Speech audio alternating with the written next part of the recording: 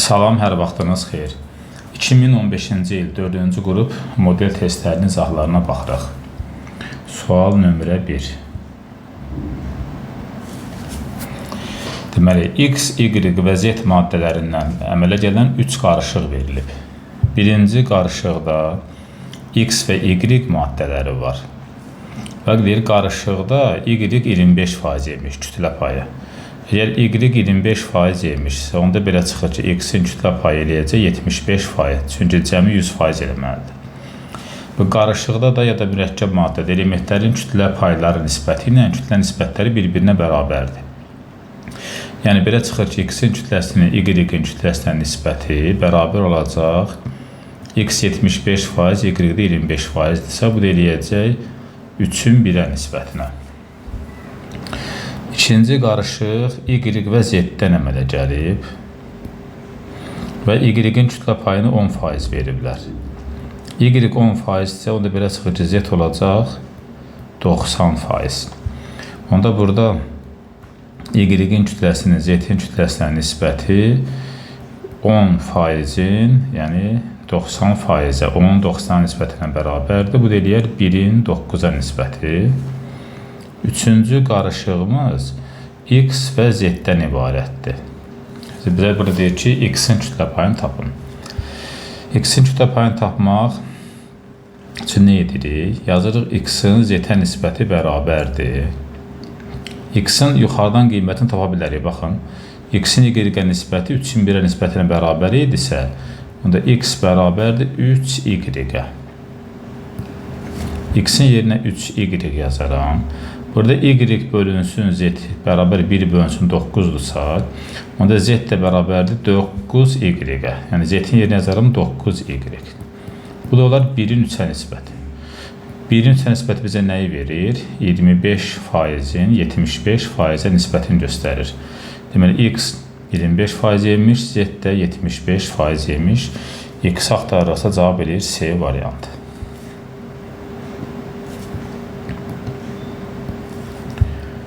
Növbəti sual 2. X, Y, Z elementlərinin elektron təbəqələri göstərilib, təbəqələrdəki elektronlar göstərilib. X-in sonunda 2 elektron var, Y-in sonunda 1 elektron var, Z-in də sonuncu təbəqəsində 2 elektron var.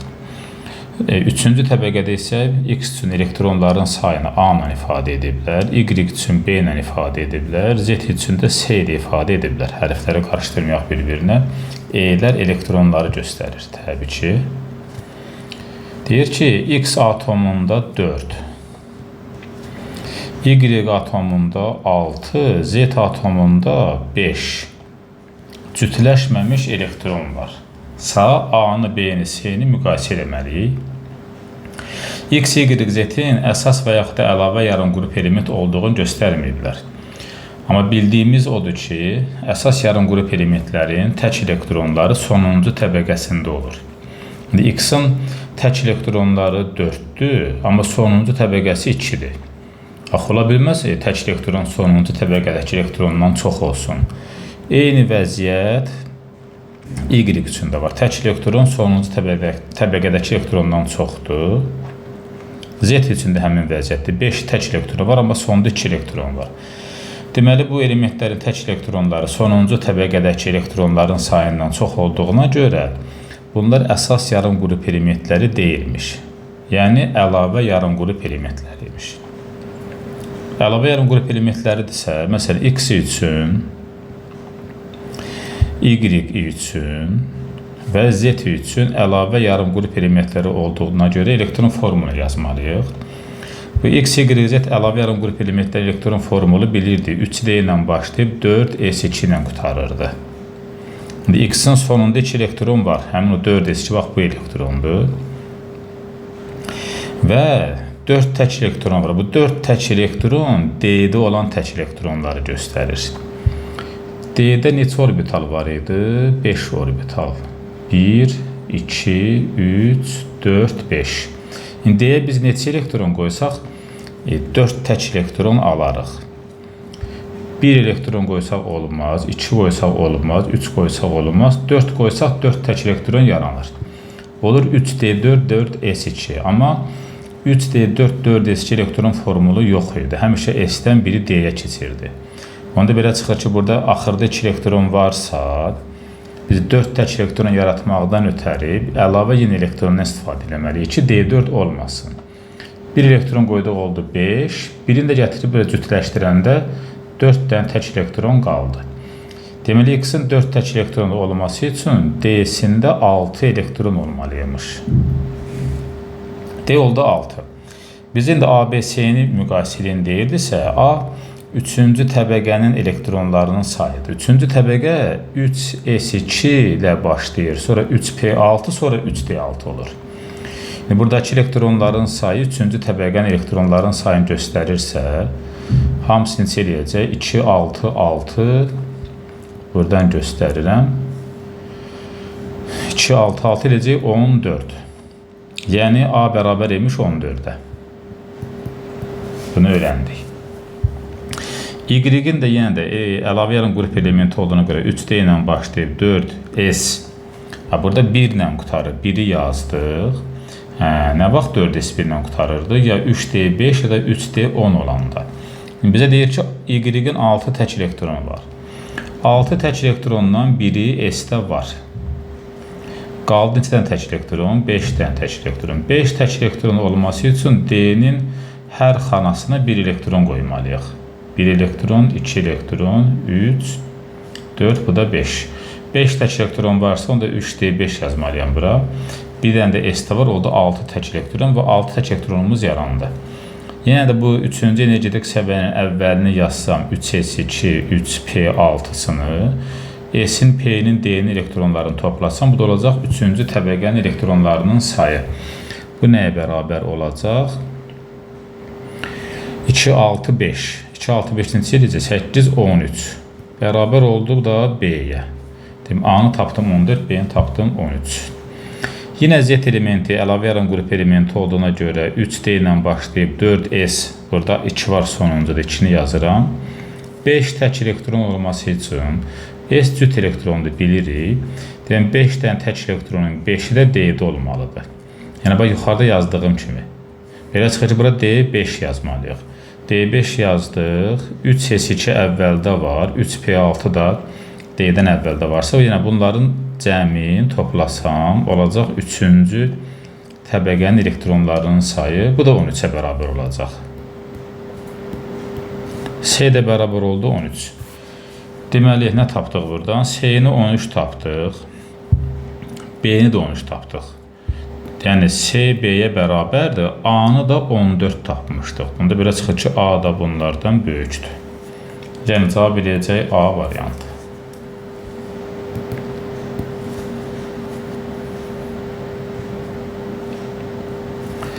Üç nömrəli suala baxırıq. Nömrə 3. Formul verilir. Deməli, NH4 indeksi N. XO indeksi N plus 1. Birləşməsində donor atomları bilirdik ki, NH4 iyonunda var donor atomları. Azot donor atomu idi və bunu yadda saxlamaq üçün belə bir qayda da yaratmışdıq, düzəltmişdik. Donor sözündə hansı elementlərin işarəsi var? Oksigenlə azotun işarəsi var. NH4 da ammonium iyonudursa, deməli, burada donor olan azotdur. Belə yadda saxlamışdıq. Azot donordur. Deyir, onun sayı, donor atomlarının sayı. Donor atomunun sayı burada N dənədir. Yazıram N, ən yaxşı gəlin belə yazaq. Deməli, donor atomun sayı bərabər oldu N. Sayı bütün atomların sayıca 15%-ni təşkil edir. Bütün atomlar nə qədərdir? NH4-dəki atomlar 5-dir. Vurdum N-ə. Yazılan buradan bütün atomlar bərabərdir. NH4-də 5, N-ə vurdum oldu 5N plus X1 atomdur 1. Oksigen atomun sayı N plus 1, yəni indeksi.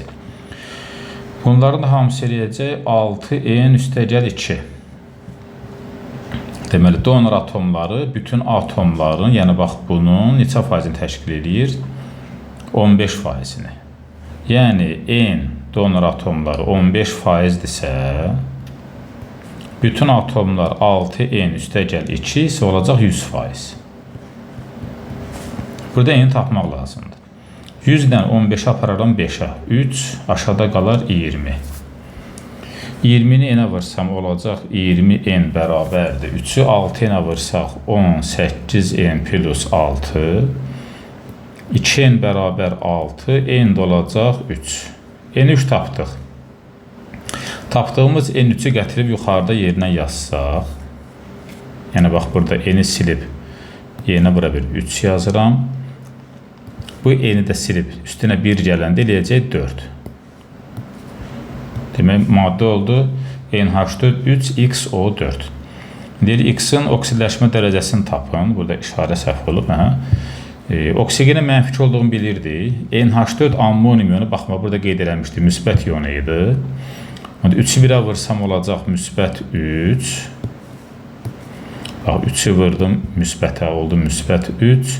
4-ü vurdu mənfi 2-yə, mənfi 8. Bunların cəmini tapdım mənfi 5. Bunda X eləyəcək əksi müsbət 5. Yəni B variantı.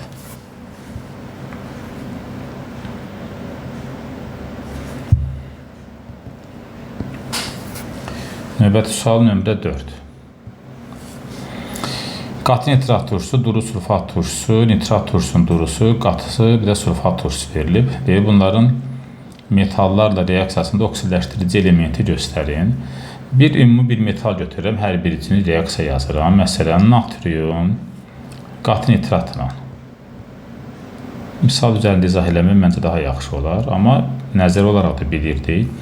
Natrium qatı nitratla reaksiya daxil olanda eləcə natrium NO3, su və N2O reduksiya məhsulu alınırdı. Yenə natriumu, eyni metalı, duru sulfat turşusuna reaksiya aparırıq. Duru sulfat turşusunda əmələ gələcək natrium 2, SO4 üstəgəl H2. Yenə də eyni natrium metalını nitrat turşusunun durusu ilə aparırıq. Nitrat turşusunun durusu. Qüvvəti metallar nitrat turşusunun durusu ilə reaksiya daxil olanda su və N2 əmələ gətirirdilər.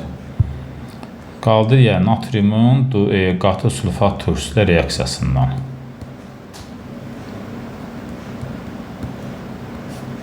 Natrium qatı sulfat turşusu ilə reaksiya daxil olanda əmələ gətirir natrium 2SO4, su və H2S qazı. Bu turşuların metallarla reaksiyasında oksidləşdirici element hansıdır? Yəqin ki, belə bir qayda danışmışıq sizlə. Turşuların metallarla reaksiyasından əgər su alınırsa, oksidləşdirici element turşunun mərkəzi atomudur. Turşunun mərkəzi atomu burada azotdur. Sulfat burada da azotdur, sulfatda da kükürtdür. Deməli, nitrat turşusunun qatısında oksidləşdirici element azotdur. Çünki azot burada müsbət 5-dən, yəni birini də nəzər olaraq göstərək, müsbət 5-dən gəlib müsbət 1-ə azalıb dərəcəsi elektron alıb, olub oksidləşdirici. Daha hər reaksiya üçün deməyəcəm, belə danışdıq. Turşuların metallarla reaksiyasında su alınırsa, oksidləşdirici element turşunun mərkəzi atomudur. Deməli, qatı nitrat turşusunun mərkəzi atomu oldu azot. Azot. N, bu da N.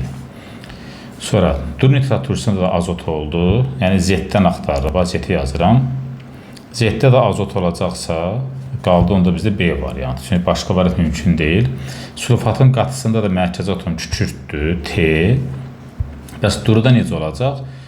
Turşularda hidrogen alınarsa, hidrogen burada müsbət 1-dən 0-a gəlir, dərəcəsi azalır, oksidləşdirici element hidrogen olur. Deməli, metalların turşularla reaksiyasında hidrogen alınırsa, oksidləşdirici element hidrogendir. Deməli, duru sulfat turşusunda Y hidrogen olacaqsa, o da bax burada B variantında var. Cavab edir B. 5-ci suala baxaq. Nömrə 5. Karbonun kütlə payı 60% olan doymuş bir atomlu spirtin oksidləşməsindən. Birinci doymuş bir atomlu spirtin formulunu yazaq. CnHn plus 1 OH. Oksidləşməsi ilə sonraki mərhələdir. Burada karbon 60% imiş. Bu hissə, yəni karbon hissəsi 60%dir. Onda yerdə qalan hissə neçə faiz eləyəcək? Yəqin ki 40%. Karbon özü burada kütləsi 12N'dir. Bu hissədə olacaq 2N üstə gəlinsin 18. H2N plus 1 OH dedir 18. Bax, belə bir tənasüb yarandı. N'ini tapmaq lazımdır buradan. Deməli, 0-dan 0 ixtisar apararıq. 4-dən də 6 gedir ixtisar. Burada qalır 3, burada qalır 2. 12-dən 3 aparsam, burada 4N də qalacaq. 4N-i 2-yə vursam olacaq 4N vur 2 neçə eləyər ola? Bir dəfə yazaq da 8N bərabərdir 2N üstəgəl 18. Deməli 6N bərabər 18, N də olacaq 3. Deməli spirtin 3 karbonu var imiş. Yəni C3H7OH imiş spirt. Spirtin oksidləşməsindən keton alınıb. Keton bilirdik ki, ikili spirtlərin oksidləşməsindən alınır. İkili spirt 3 dənə karbonla ikili spirt yaratmaq üçün OH-ı ortaya yazmaq lazımdır ki, OH-ın birləşdiyi karbon 2 karbona birləşsin. Bax, bu oldu həmin ikili spirtin formulu. Çünki bax, bu karbon, görürsünüz, bu ortadakı karbon, yəni OH-ın birləşdiyi karbon sağdan soldan 2 karbona birləşib. Spirti səmərəli üsulla adlandırın. Səmərəli üsulla adlandırmada OH-ı birləşdiyi karbonla bərabər götürüb ona karbinol deyirdik. Və yerdə qalan radikalların saylarını və adlarını qeyd edirdik. 2 dənə metil varsa, onda olacaq dimetil karbinol. Dimetil karbinol cavab eləyəcək onda D variantı.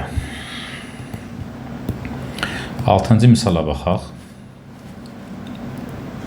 Nömrə 6. Deməli, 6-cı misalda həll olunma əmsalının temperaturdan asılılığı göstərilib. X, Y, Z yəqin maddələri üçün və hamısına aid olan bir nöqtə seçilib. Burada 400 verilib. Yəni, həll olunma əmsalı sabit olan 400. Və aşağıda emirlər müqayisə olub. Demək, X-in molyar kütləsi böyükdür Y-dən, bu da böyükdür Z-dən. Molyar kütlələri müqayisəsidir. Hansı ifadə doğrudur? Bütün variantlarda fikir verirsə, molyar qatılıqdan söhbət gedir. Molyar qatılığın düsturu C bərabər nü bölünsün V idi. Nü də bərabər idi kiçik M bölünsün böyük M. Niyə bura gətirib çıxartmağa çalışdım? Çünki bizə şərtdə molyar kütlənin müqayisəsi verilib. Onda C bərabər olacaq. Nü'nün yerinə kiçik M bölünsün böyük M yazaram. V də qalar yerində. Yəni C nəyə bərabər oldu? C bərabər oldu. Kiçik M molyar qatılığın istifadə etdiyimiz düsturlarından biri. İndi burada həll olma əmsalı 400 verilib. Yəni həll olan maddənin kütləsi sabitdir. Onda həll olan maddənin kütlə sabit olanda C ilə molyar kütlə tərs asılı olur. C ilə molyar kütlə tərs asılıdırsa və burada Z-in molyar kütləsi ən kiçik göstərilibsə, M-in ən kiçik olduğu yerdə C ən böyük olmalıdır. Onda Z-in həll olma əmsalı qatılığı daha doğrusu daha çox olacaq. Yəni C-si daha çox olacaq Z-in. Baxın, Y variantında 60 dərəcədə Z-in molyar qatılığı daha çoxdur. Təkrar bir də deyim. Demək, C bərabər M bölünsün böyük M vurulsun V-dir. Həll olma əmsalı 400, yəni həll olan maddənin kütləsi sabit qalıb. C ilə M tərs asılıdır. Bizdə də Z ən kiçik verilib deyə, M-in ən kiçik olduğu yerdə C ən böyük olacaq. Yəni cavab olacaq, Z-in həll olması, daha doğrusu molyar qatılığı daha böyük olmalıdır. Y variantı doğru cavab olacaq. Qalanlarını müqayisə ilə isə baxaq variantlara, gəlin bu qalanlarını da baxaq. Tutaq ki, 60 dərəcədə X-in həll olması daha çoxdur. Burada X-in molyar kütləsi ən böyüdürsə, tərs asılı olduğuna görə molyar qatılıq az olmalıdır, bu səhvdir. 60 dərəcədə X, Y, Z-in molyar qatılıqları eyni ola bilməz, çünki molyar kütlələri müxtəlifdir, o da səhv olacaq. 80 dərəcədə X-in molyar qatılığı daha çoxdur. X-in molyar qatılığı niyə daha çox olsun? Çünki onun çox ola bilməz, onun molyar kütləsi böyükdür, tərs asılı idi. Bu da mümkün olmadı, doğru olmadı. D də onun kimi doğru olmayacaq. Çünki Y çoxula bilməz. Y-in molyar kütləsi ikisinin arasında yerləşir. Yəni cavab qalacaq Y variantı. 7-ci misala baxaq. Nömrə 7. Su verilib, aqreqat halları verilib, əmələ gəlmə istilikləri göstərilib. Suyun aqreqat hallarının dəyişmə sxemini yəqin xatırlayırsınız. Su bərk halından maye halına keçə bilər. Maye halından da qaz halına keçə bilər. Aşağıda yazıram, deməli, bərk halı. Bu olsun maye, bu da olsun qaz halı. Yəni, bərkdən maye, mayədən qaza keçəndə maddə getdikcə qızırdısa, delta H, yəni entalpiyası sıfırdan böyük olurdu. O da Q nə edirdi? Sıfırdan kiçik olurdu. Yəni, sağa getmək burada endotermik prosesdir. Amma qazdan mayəyə, mayədən bərkə keçəndə maddə soyuyur. Maddə soyuyursa, entalpiyası azalır. Yəni, delta kiçik sıfır olur. Q də bunu əksidirsə, onda Q sıfırdan böyük olacaq. Deməli, sağ tərəfə getmək burada endotermikdir. Amma sol tərəfə getmək eksotermikdir. İndi bir variantlara baxaq. Bizə deyir ki, X-in əmələ gəlməsi A-dır, A-da ən böyükdür. Onda burada effekti əmələ gəlmə istəyir ən böyük olan, yəqin ki, bərk halda olan olacaq. A bərkə aiddir, B mayeyə aid olacaq, C də qaza aid olacaq. A X üçün idi, bax bura qoydum X, B Y üçündür, bu da Z üçündür. Y-dən X-ə keçəndə istilik ayrılır.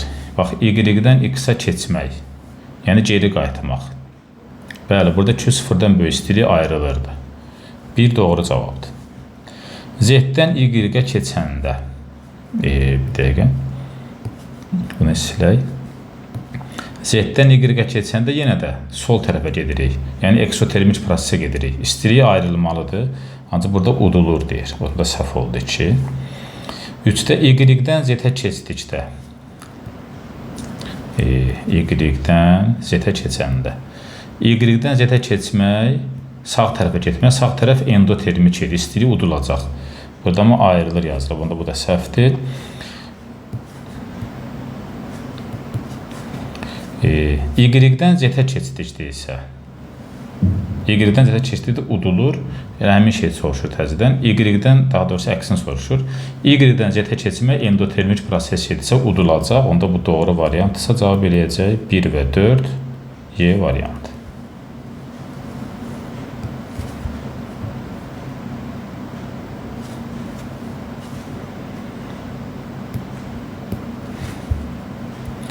Səkkizinci suala baxırıq.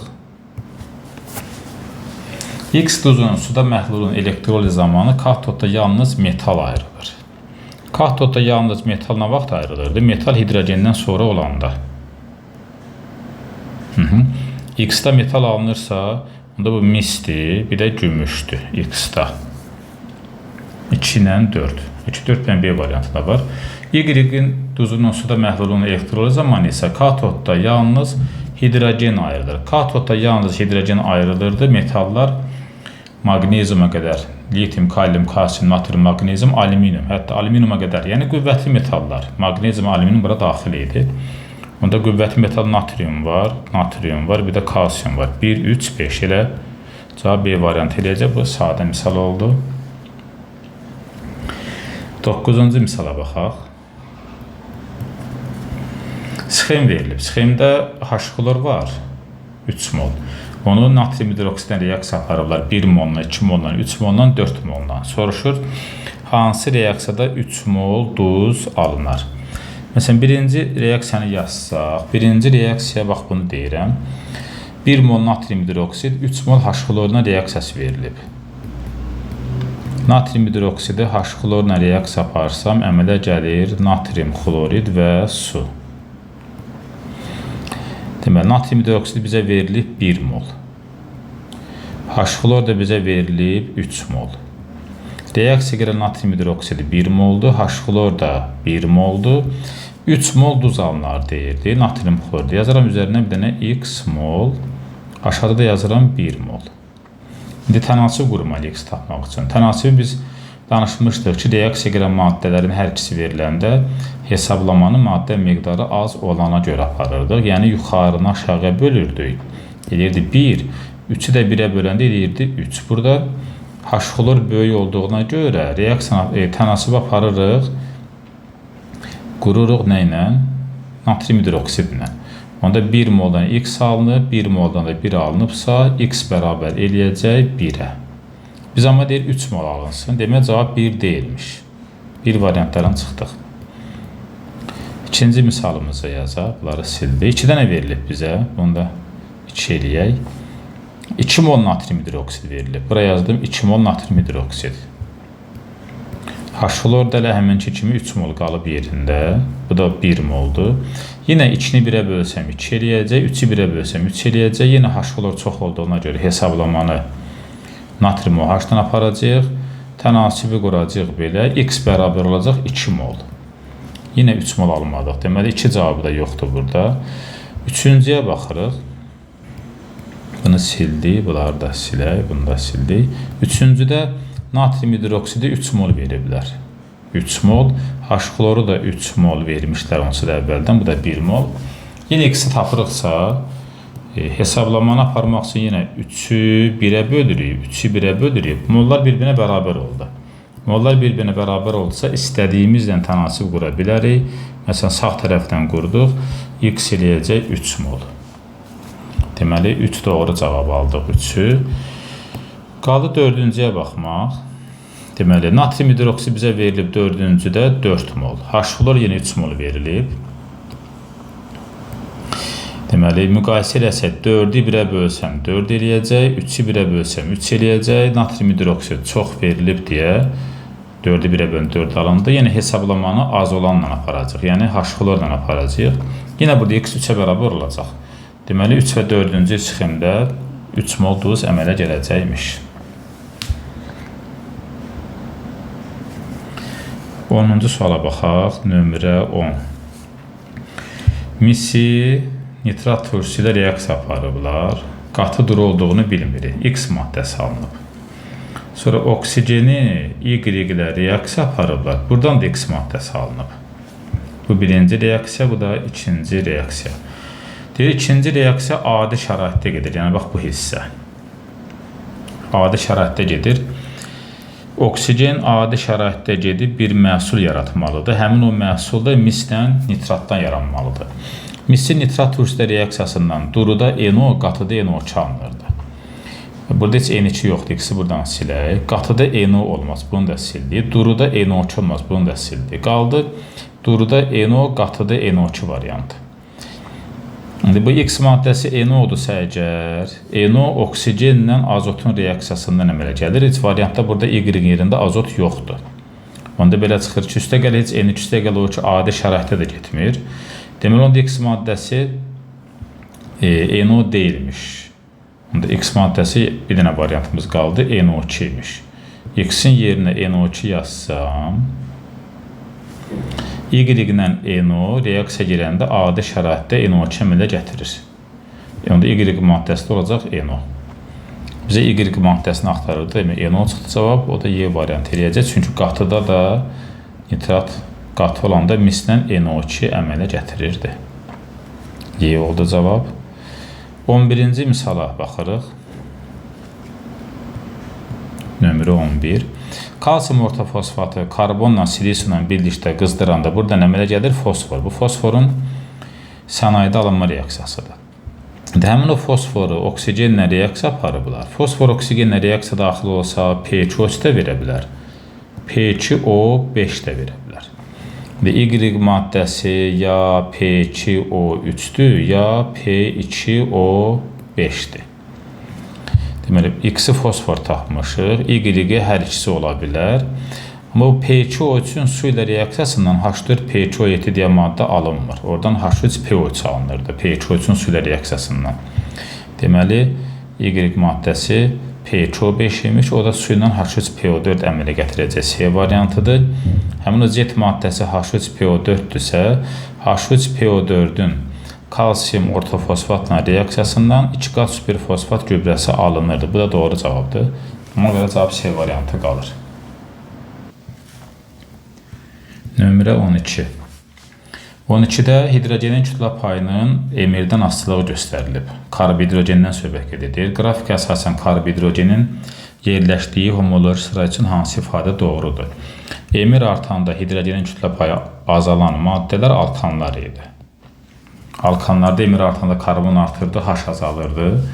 Sikloalkanla alkində sabit idi. Alkinlərdə isə karbon azalıb H artırdı. İndi burada H-ın azaldığını göstərirsə, onda bu alkan imiş. Alkan emirsə, alkanların bütün karbonları sp3 halındadırsa, onda bir doğru cavabdır. Bütün karbonlar sp3 halındadır. Ümumi formulu CnH2 deyil.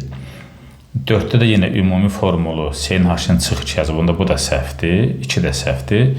Hibrid orbitalları alkanlarda 4 endir. En karbonun sayıdırsa, bəli, hibrid orbitalları karbondan 4 dəfə çoxdur, 4-dən yazmışıq. Demək, 3 də doğru cavabdırsa, doğrunu axtarırsa cavab D variantı eləyəcək.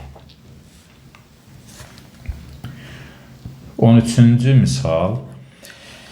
Təbii birləşmələr verilib. Təbii gips. Təbii gipsin formulu kalsium SO. Yarım tərəfdə yazım, yaxşı görsənsin.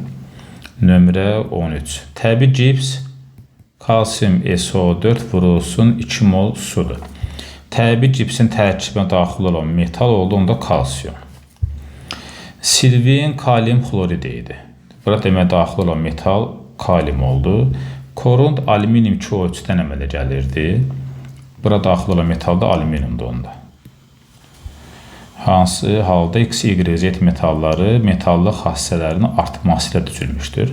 Bunlar içərisində ən zəif metal alüminiumdur. Demək, Z ilə başlamalıyıq. Ya C-dir, ya da ki A-dır. Kaliumla kalsium müqayisə eləsə, kalium qələvi metaldırsa, kalsiumdan qüvvətlidir.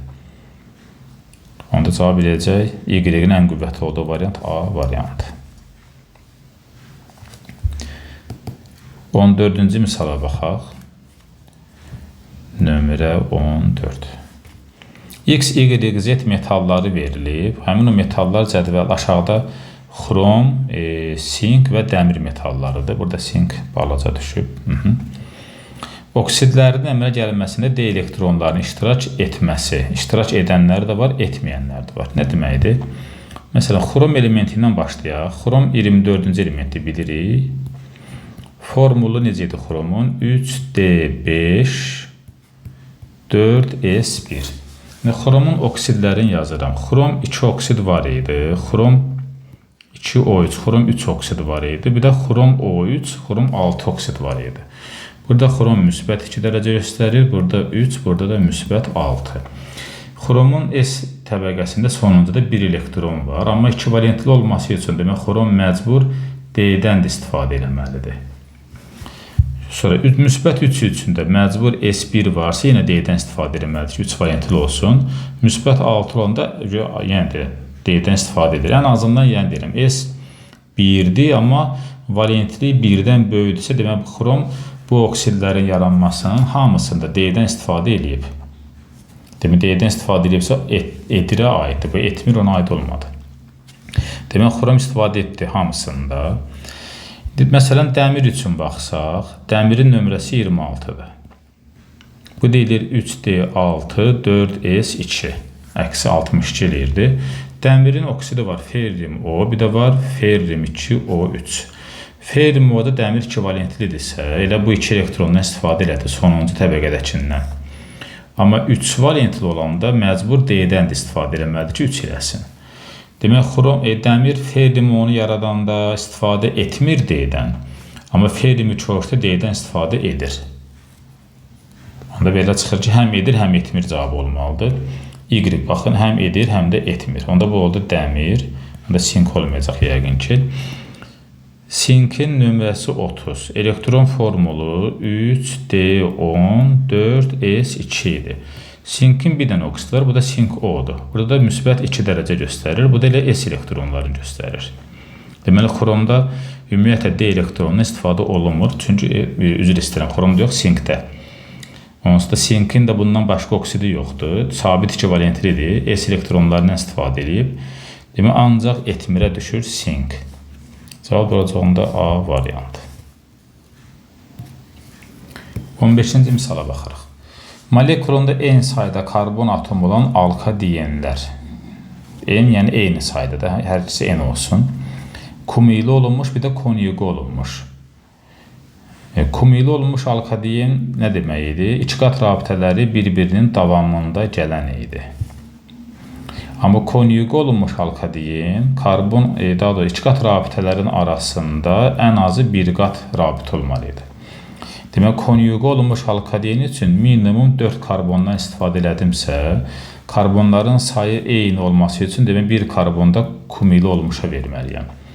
Demək, üstəki oldu kumili olmuş alkadiyen, aşağıdakı oldu konjugi olunmuş alkadiyen. Deyir, alkadiyində müxtəlif hibrid vəziyyətindəki karbonların sayını müqayisə eləməliyik, tapmalıyıq daha doğrusu. Məsələn, kumili olunmuşdan başlasaq, birinci karbonumuz 2 qat rabitəlisi də sp2-dir. İkinci karbonun sağı solu 2 qatdırsa sp-dir. Üçüncü karbonumuzun 1-2 qat rabitəsi varsa sp2-dir. Sonuncu karbonumuz sp3. Aşağıdakı maddədə birinci karbon da sp2-dir, ikinci karbon da sp2-dir, üçüncü karbon da sp2-dir, axırıncı karbon da sp2. Çünki hamısı 2 qat rabitəlidir. İndi kumili olunmuşun sp-lərin sayı x-dən göstərilir. Neçə bərabər oldu sp burada? Bir dənə, 1-ə. 1, 1, 1 variantı tapdıq. sp2 birləşmə halında olan 1 burada var idi. Bir də bunun sağ tərəfində var idi. Oldu 2. 2 burada var, bir də bax, Y variantında var. sp2. sp3 halında olanı z ilə göstərilir. sp3 halında olan neçə dənədir burada? 1 dənə. Onu da göstərilir n-3-dən. Biz də yenə başlanğıcda 4 vermişdik, karbonların sayı yəni. 4-dən 3 çıxanda 1 qalır. Bu da 1 sp3 edirsə, demək, n-3 olan variant B variantı alınacaq. Burada n-2 yazılır. Cavab B tapmışıq, amma qalanlarına baxmaq istəyirsə baxaq. Məsələn, konjugi olunmuşda sp-lərin sayını K ilə göstərilir. Konjugi olunmuşda sp yoxdur, görürsünüz, hamısı sp2-dir. Demək, 0 doğrudur.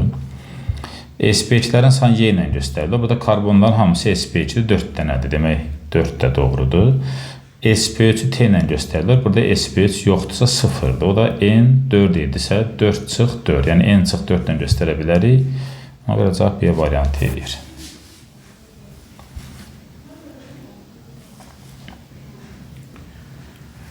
Nömrə 16. Karbon atomlarının sayı eyni olan 1 mol alkin, 1 mol alkin, yəni CnH2-2 və 1 mol aren. Aren yəni aromatik, yəni daha doğrusu benzol sırası. Karbonhidrogen CnH2-6. Qarışığında hidrogen atomlarının mol payı 60%-dir. Yəni hidrogenlərin bax sayı 2n-2 burada var, 2n-6 burada var. Hidrogenlərin ümumi sayı olacaq 2n-2 üstə gəlinsin. 2n-6 bu da bərabər olacaq 4n-8. Bu hidrogenlərin sayı. Bu 60%-dir. Yerdə qaldı karbonların sayı. N burada var, N də burada var. Oldu 2n.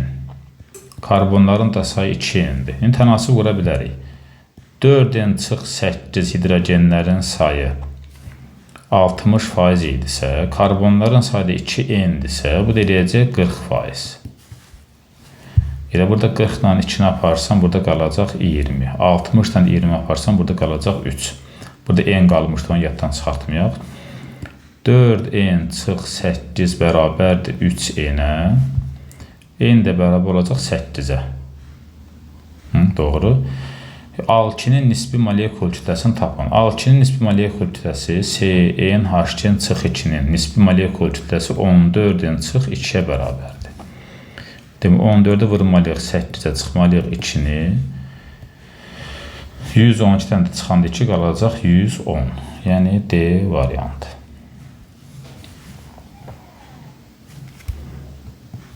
Yeddinci misala baxaq. Natrium ionun parçalanma tənliyi 7-17 bağışlayın. Natrium NO3-ün parçalanmasından əmələ gəlirdi natrium NO2 və O2. Natrium NO2 buradan çıxarıblarsa, onda belə çıxır ki, X oksigen imiş. Oksigeni Y-lə reaksiya aparıblar, Z əmələ gəlib. Z bilmirik nədir. Amma həmin o Z maddəsini natrium hidridlə reaksiya aparanda aşağıda natrium OH əmələ gəlibsə, hidridlər natrium OH nə vaxt əmələ gətirir? Z-in içində OH olanda. Və hidridlər natrium OH əmələ gətirəndə bir H2 də əmələ gətirirdilər. O da Z maddəsi də HOH olmalı idi, yəni su olmalı idi. Mən onu HOH yazıram. Natrium OH-a birləşir, bu H-dan da bu H birləşir, su əmələ, H2 əmələ gətirir. Deməli, o Z maddəmiz su imiş. Z maddəsi su imişsə, Z-in yerinə burada su yazsam, onda belə çıxır ki, Y-də, elə bax, burada Y alınmışdı. O da hidrogen imiş.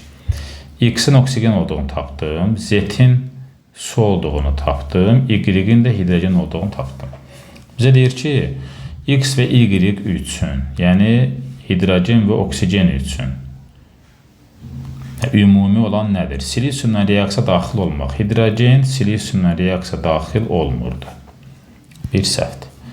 Amma oksigen daxil olurdu, silisium OH əmələ gətirirdi. Metalların qaynaq edilməsində istifadə edirlər. Bəli, hidrogenin oksigende yanmasından yüksək miqdarda istilik əmələ gəlir və bu istilikdən metalları kəsib qaynaq eləmədə istifadə olunur. Bu ümumidir, hər ikisinə aiddir. Xlorla reaksiya daxil olmaq, oksigen xlorla reaksiya daxil olmurdu, amma hidrogen olurdu. Deyəm, bu da ümumi olmadı. Qələli metallarla reaksiya daxil olmaq, məsələn, natriumla oksigen reaksiya daxil olanda əmələ gətirir natrium 2O2 daxil olur. Natriumda hidrogenlə də reaksiya daxil olur, əmələ gətirir natrium hidrid. Demək, 4 ümumi oldu, cavab olacaq 2 və 4, yəni C variantı.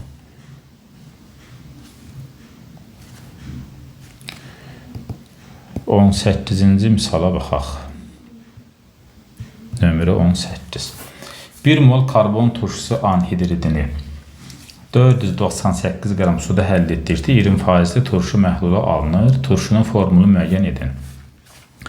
Birinci, bu karbon turşusu anhidridi haqqında qısa bir şey danışaq. Yadınıza gəlirsə, sirkə turşusunu, bunu açıq formuluna yazacağım belə. 2 mol sirkə turşusu götürürdük. CH3, CO, bir də OH.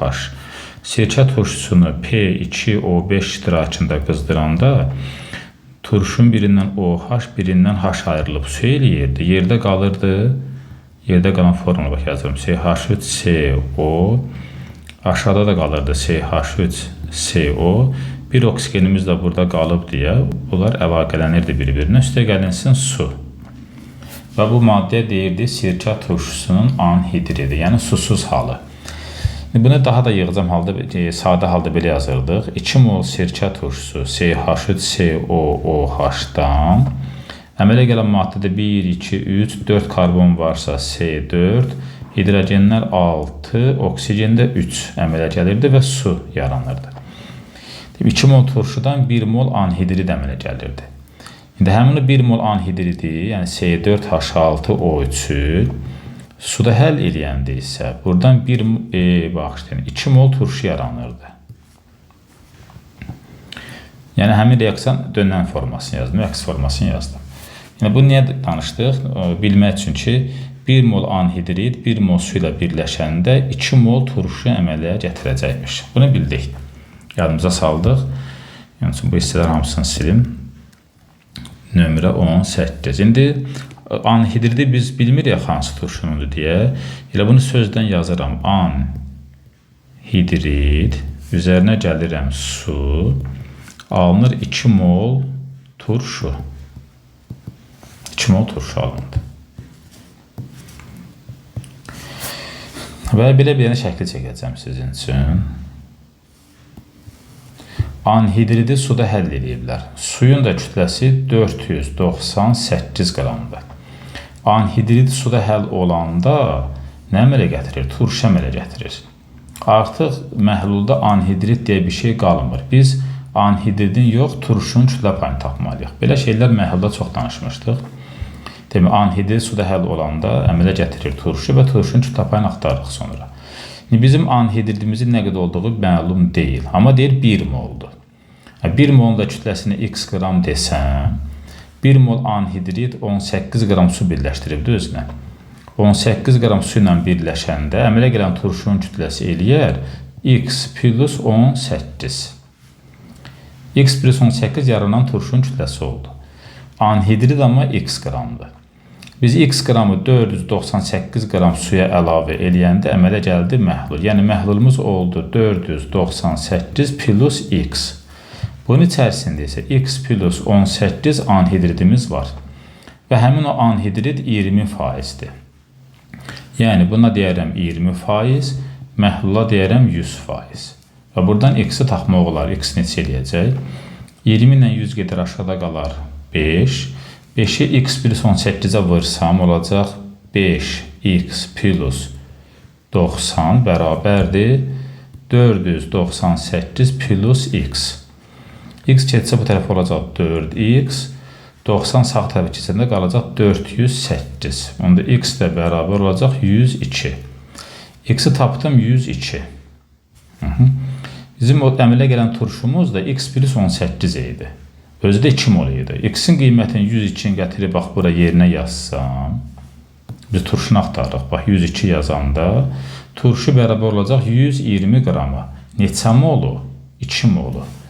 Deməli 2 mol turşumuz 120 qram olubsa, belə çıxır ki 1 mol turşu da nə qədər eləyəcək? 60, yəni yarısı. Emeri də 60 olan turşumuz sirkə turşusudur. CH3COOH-dır. Variantlardan bir axtara bilərsiniz, amma məncə bunu hamımız bilirik. Bilməsək belə, turşuların formulu CnH2O2-ni 60-a bərabərləşdirib, 14 plus 32 bərabər 60. Endi 2 eləyəcək. 2 dənə turşusu, 2 dənə karbon olan turşumuz, yəni də sirkə turşusu oldu. Yəni cavab olacaq C variantı.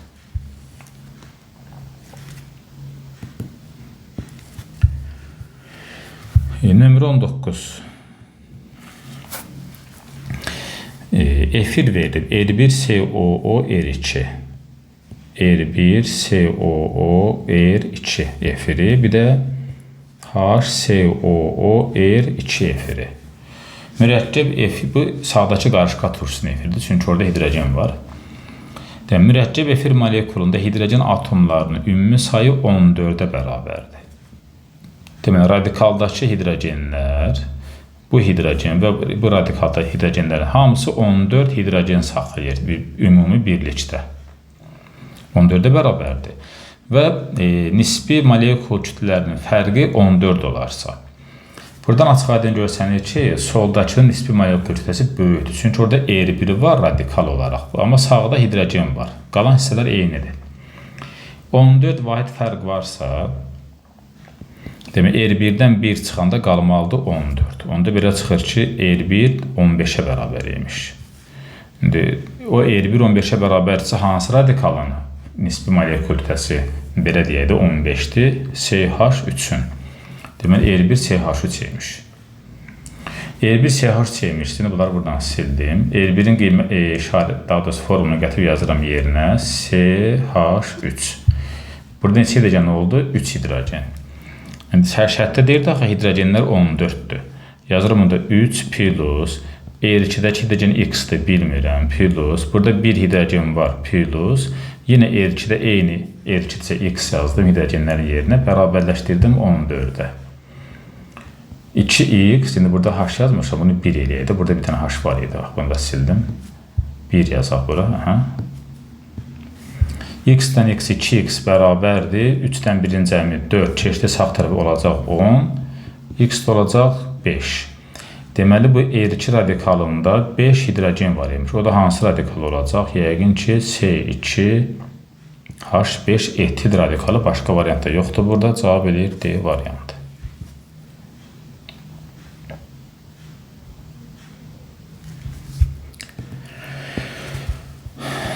20-ci suala baxırıq. Nömrə 20. Polimer selüloza verilib. Selülozanın formulu C6H10O5 indeksində N. Burada da N verib dərəcəm, baxın, N imiş. Oksigenlərin də sayı A ilə göstəriblər. Yəni 5N bərabərdir A-ya. 5N-ə vurdum. O biri maddə isə polimer. Bilmirik hansı. X iri molekulu birləşməsidir. Onun polimerləşməsi 5N-dir dərəcəsi. 5N. Oksigenlərin sayı da A-dır. İndi X-in içərisində neçə oksigen varsa 5N-ə vuranda A-ya bərabər olacaqsa, onda belə çıxır ki, burada 1 oksigen var imiş. Biri 5N-ə vursan 5N eləyib, o da A-ya bərabər olacaq. Deməli, maddənin içərisində oksigen 1 atom olmalıdır. Yəni, 1 oksigen atom var X-in içərisində. Başa düşə bildi, yoxsa yox. Deməli, X-in polimerləşmə dərəcəsi 5N verilib və oksigenlərin sayda bir-birinə bərabər olmalıdırsa, belə göstərim burada. Bu maddənin içərisində oksigenlərin sayı 5N eləməsi üçün maddənin içində oksigen atomu bərabər 1 olmalıdır ki, 5-nə vuranda 5-nə eləsin. Bu da A-la, yəni eyni rəqəm olsunlar. Deməli, X maddəsi nədirsə, tərkibində, yəni bir monomerində bir oksigen atomu saxlayan maddədə onu axtarırıq. X maddəsi müəyyən edin, soruşur. Bu nişasta ola bilməz. Nişastan çünki formulu C6H10O5-dir. Orada 5 oksigen var. Sonra, məsələn, Lafsan yəqin yadınıza gəlir. Gəlin, Lafsan formunu çəkək. Lafsan heksi nə idi? Lafsan tereftal turşusu ilə etilen glikoldan əmələ gəlirdi. Artıq burada 3 dənə oksigen gördük. Baxın, 1, 2, 3 oksigen. Biz amma 1 oksigen axtardıq. Demək, Lafsan da deyilmiş. Lafsan da deyilmişsə, bunu da buradan sildik. Məsələn, C variantında polimetil metaakrilat. Polini atın getsin. Metil metaakrilatı çəkək. Metil metaakrilat yəqin tanış gəlir sizə. Burada 2 qat, burada CH3 var idi. Onsuz da polimerləşəndə rabitə qırılacaq da, atomlar yerində qalacaq. Burada da 2 oksigen gördük. Biz amma 1 oksigen axtarıq. Demək, C də deyilmiş.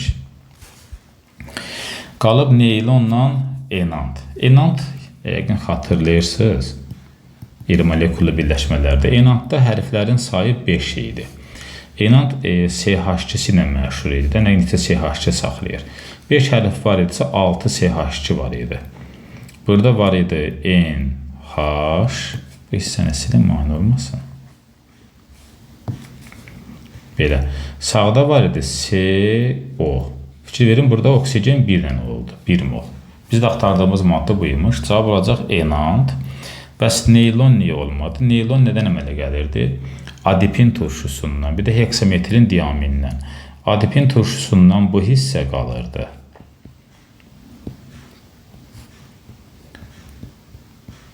Buradan da CO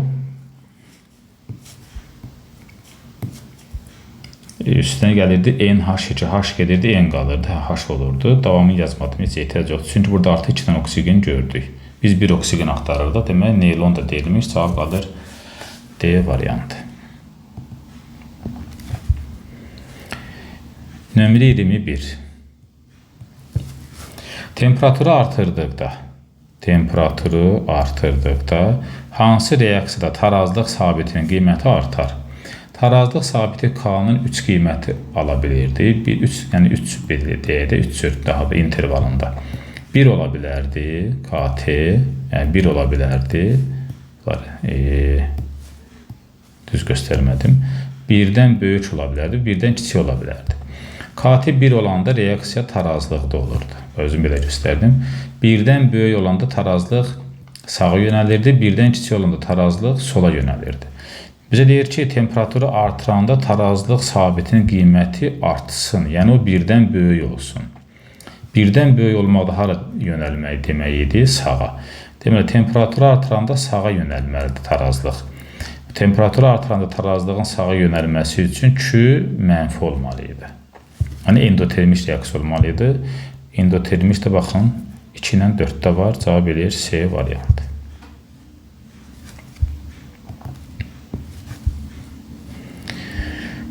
Nömrə 22. Reaksiyalar verilib. X plus Y dipeptid və su əmələ gətirib. Yazaq reaksiyanı. X plus Y əmələ gəlib dipeptid. Deməli, 2 dənə amin turşu reaksiya gəlib. Dipeptid və 1 molda su əmələ gəlib. Və deyir ki, dipeptidin nisbi molekul kütləsi 2 ml(x)(4). Yəni, x-dən 4 vahid azdır. Yazıram bunu aşağısından. X çıxılsın 4. Suyun nə qədər olduğunu bilirik. 18. Kütlən saxlanma qanuna görə sağdaşların cəmi soldaşların cəminə bərabərdir. Yəni, x plus y bərabərdir. X minus 4 üstəgəl 18.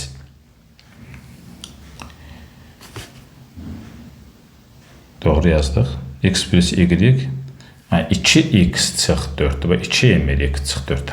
Çünki x tarixsə gedəcəkdə ona görə çaşdım qaldım. 2x-dir. 2x çıxılsın 4. Deməli, nə olacağında buradan? X plus y bərabərdir 2x plus 14-ə. Y-i tapsam, x sağa keçəndə olacaq x plus 14. Y-i tapdıq, x plus 14-dür. İkinci reaksiyada x ilə z reaksiya daxil olub. Yenə dipeptid əmələ gəlib. Dipeptid, üstə gəlinsin yenə 1 mol su.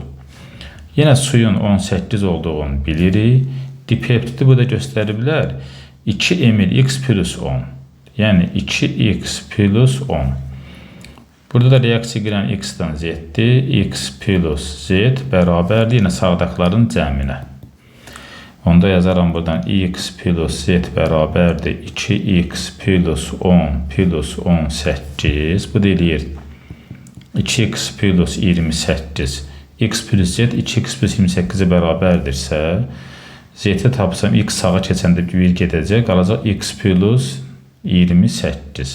Buradan da z-i tapdım. Z nəyə bərabər oldu? X plus 28-ə. Bu da yadımızda qalsın. Sonda deyir ki, y plus z əmələ gətirib dipeptid. Y plus z əmələ gətirib yenə dipeptid. Üstə gəlinsin 1 mol su. Yenə suyun 18 olduğunu bilirik. Burada dipeptidi artıq verib 174-dür. Cəmi bərabərdir soldaşların cəminə. Belə. İndi y-in baxın buradan x plus 14 olduğunu tapmışdıq y-in. Y-in yerini yazıram x plus 14. Z-in yerini yazıram x plus 28. Bərabərdir. Bunları da cəmi eləyəcək 192 deyəsən. 192. X-dan x oldu 2x yazaq buradan. 2x bərabərdir. 192, 14 ilə 28-in cəmi eləyir 42. Çıxanda qalacaq 150. 2x bərabər 150 imişsə, x də olacaq 75. Bizə deyir ki, amin turşular nisbi molekul kütlərin cəmini tapın. X, y, z toplamalıyıq. X tapmışam 75. Y, bax buradan göstərirəm. 75-in üzərinə gələcəm 14 olacaq 89. Z tapmaq üçün 75-in üzərinə 28 gələcəm. 75-dən 28 eləcək 103. Deməli, turşunun biri 103-dür, biri 89-dur, biri də 75-dir. Toplasaq bunları 103, 89, bu da 75. 7 bir yadda. Düz topladıq. 6 bir yadda 267 eləyəcək cavab. 23-cü misala baxaq. Nömrə 23. Maddələr verilib, kalsium hidrit, natriumun özü, bir də zetin, daha doğrusu natrium hidritdə zet verilib. Bunların su ilə tamamilə reaksiyasından ayrılan hidrogen həcmlərini göstəriblər. Kalsium hidrit danışmışdıq. Hidridlər sudan tam reaksiya ehtiyac yoxdur. Metalın valentliyi qədər miqdarda 1 molu həmin qədər, yəni valenti qədər H2 çıxardır. Deməli, 1 mol hidrit sudan metalın valentinə bərabər miqdarda H2 çıxaracaq. Yəni 2 mol H2 çıxacaq burada. Sonra natrium isə sərbəst metaldır. Metallar sudan valentinin yarısı qədər H2 çıxardır. Hidridlər metalın valenti qədər, amma metallar valentinin yarısı qədər. Bu natrium hidrid də hidrid olduğuna görə 1 mol H2 çıxaracaq. Qiymətdə yerinə qoyub hesablamaq olar. Bu çox da mürəkkəb məsələ olmadı. Demək, kalsium hidridi verilib x qram, özü 42-dir. Yaranıb 4,48.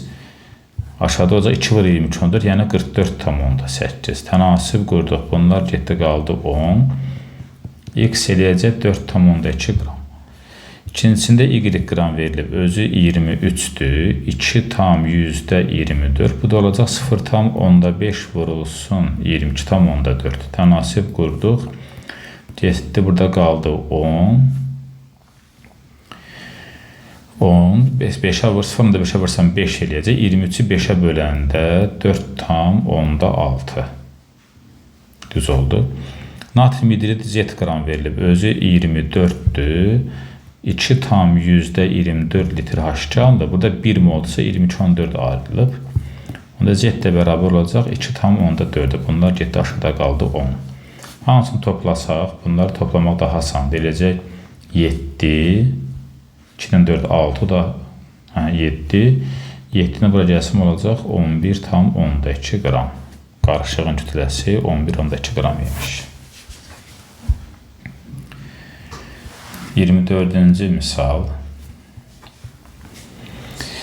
Deməli, emer ilə polyarlıq arasında asılılıq göstəriblər. Emer artanda polyarlıq aşağı düşüb, azalıb.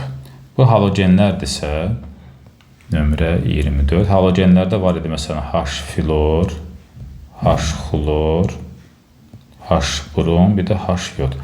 Yuxarıdan aşağı polyarlıq azalırdı. Onda belə çıxır ki, məsələn, bu HX olsun, bu olsun HY, bu da olsun HZ. Şərtdə əlavə bir şey demir, onsuz da demir, ta ki, flor olsun, yoxsa olmasın. Bir də ən yuxarıdaşları götürdüm. Hansı ifadələr doğrudur? Z iyonu daha qüvvətli reduksiya edicidir. Z ən aşağıda qalan məsələn ta ki, bromdur. Halogenlərin sırasında yuxarıdan aşağı gəldikcə reduksiya ediciliyi artırdı. Bu doğru cavabdır. Radius artır, reduksiya ediciliyi artır. Bu düz.